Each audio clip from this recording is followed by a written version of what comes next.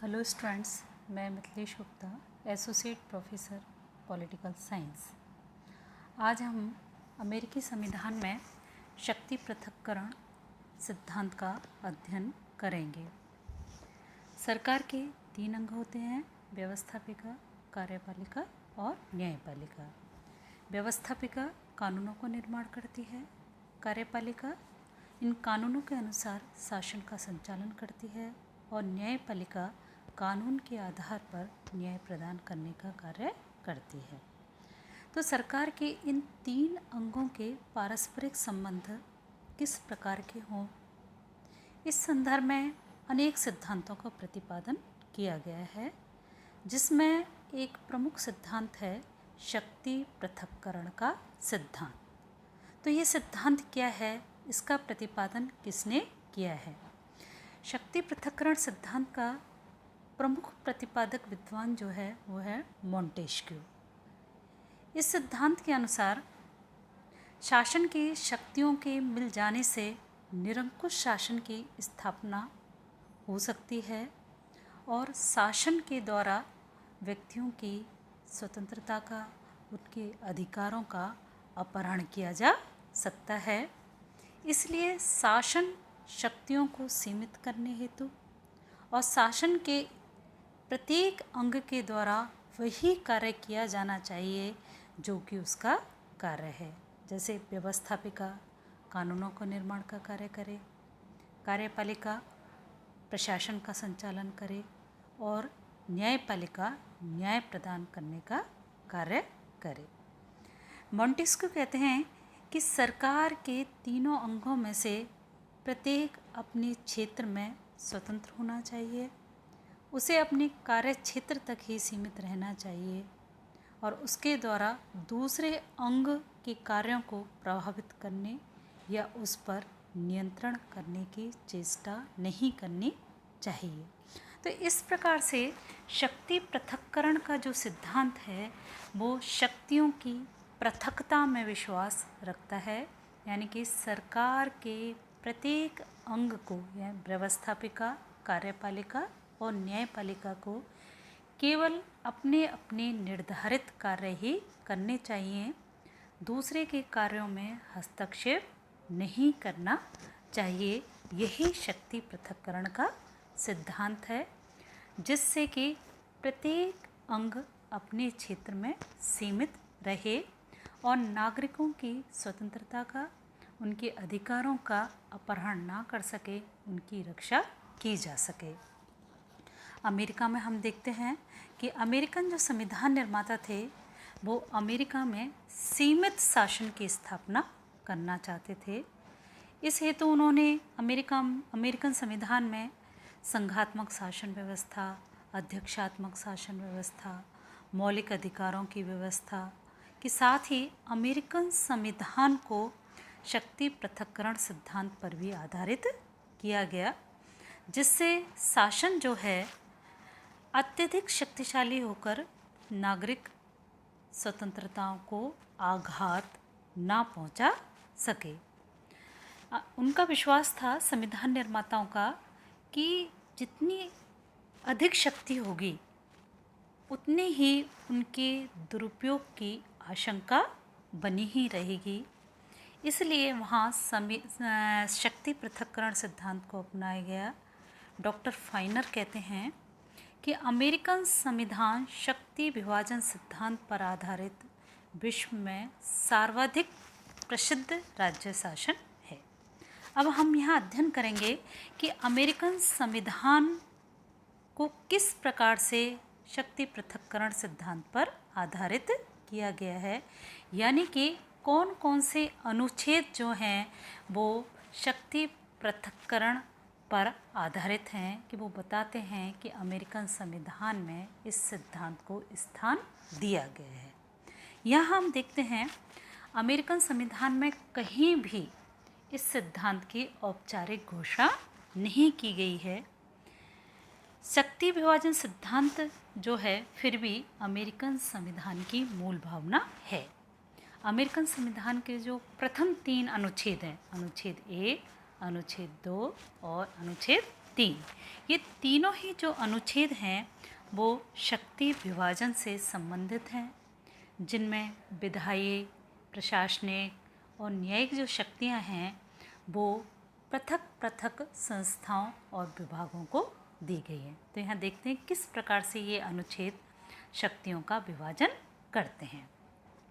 American संविधान का जो प्रथम अनुच्छेद है वो विधायी शक्तियों से संबंधित हैं।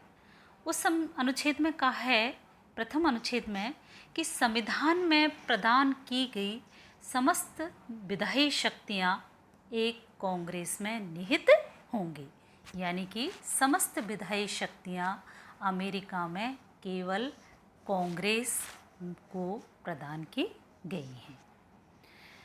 अनुच्छेद 2 जो है, अनुच्छेद 2 के अनुसार समस्त कार्यपालिका शक्ति संयुक्त राज्य अमेरिका के राष्ट्रपति में निहित होंगी। अर्थात जो भी प्रशासनिक शक्तियां हैं संविधान के द्वारा अकेले राष्ट्रपति को सौंपी गई हैं।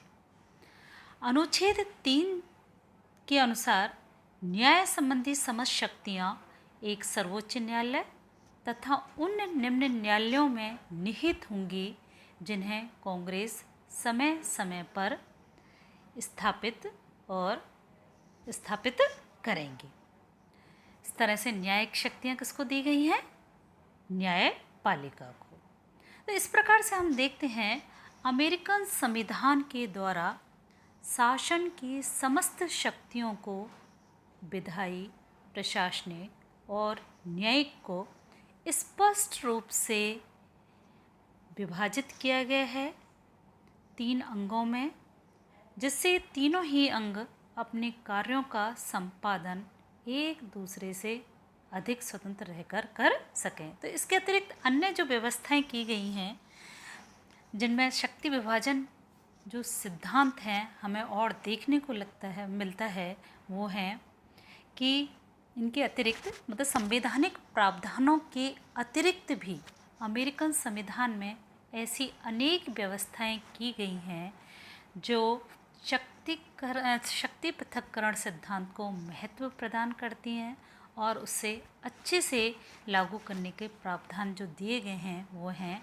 पहला है शासन के तीनों अंगों के सदस्यों की चयन की भिन्न भिन्न प्रक्रिया। 3 अंग कौन से हैं?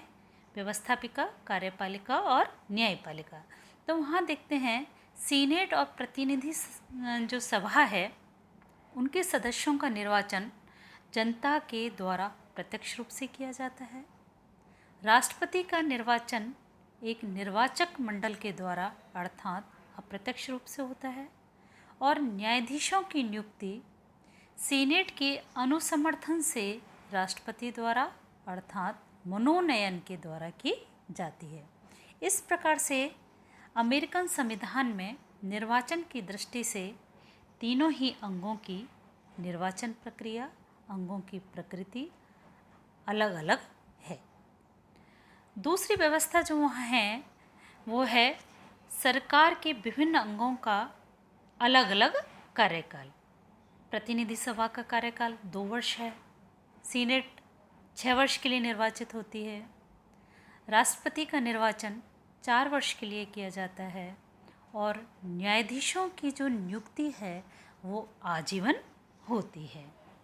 इसके साथ ही वहाँ सभी संस्थाओं का कार्यकाल सुनिश्चित है, एक दूसरे पर निर्भर नहीं है।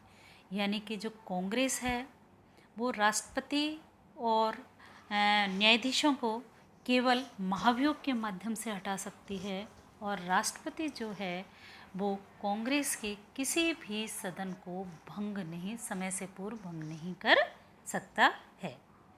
इसके साथ ही देखते हैं वहाँ विभिन्न अंगों के सदस्यों के उत्तरदायित्व के संदर्भ में भी भिन्नता देखने को मिलती है। चुनाव के आधार पर देखते हैं प्रतिनिधि सभा के सदस्य जिले के प्रति, सीनेट के सदस्य राज्य के प्रति और राष्ट्रपति जो है वो देश के प्रति और न्यायाधीश संविधान के प्रति उत्तरदायी होते हैं। प्रतिनिधि सभा के सदस्यों को चुनाव कैसे दिया जाता है? जिलेवार। सीनेट के सदस्यों का निर्वाचन प्रत्येक राज्य से 2 सदस्य चुनकर आते हैं और राष्ट्रपति का जो निर्वाचन है संपूर्ण देश के द्वारा किया जाता है। तो इस तरह से उत्तरदायित्व के संदर्भ में भी हमें भिन्नता देखने को मिलती है और इस प्रकार से देखते हैं। और एक और आता है, वहाँ पर शासन के एक ही अंग की सदस्यता कोई भी व्यक्ति प्राप्त कर सकता है, ऐसा नहीं है। भारत में हम देखते हैं संसदीय शासन है, कोई भी व्यक्ति जो संसद का सदस्य होता है वो कार्यपालिका का भी सदस्य बन सकता है, यानी कि मंत्री बन सकता है। लेकिन अमेरिका में कोई भी व्यक्ति केवल एक अंग का, यानी या तो वो व्यवस्थापिका का रहेगा, कांग्रेस का सदस्य रहेगा, या सरकार का रहेगा, या न्यायपालिका का रहेगा। तो एक ही अंग की सदस्यता उसे प्राप्त हो सकती है। इस प्रकार से हम देखते हैं अमेरिकन संविधान जो है वो पूर्ण रूप से शक्ति पृथक्करण सिद्धांत पर आधारित है और ये जो सिद्धांत है अमेरिकन संविधान का मूल आधार है, मूल भावना है। धन्यवाद।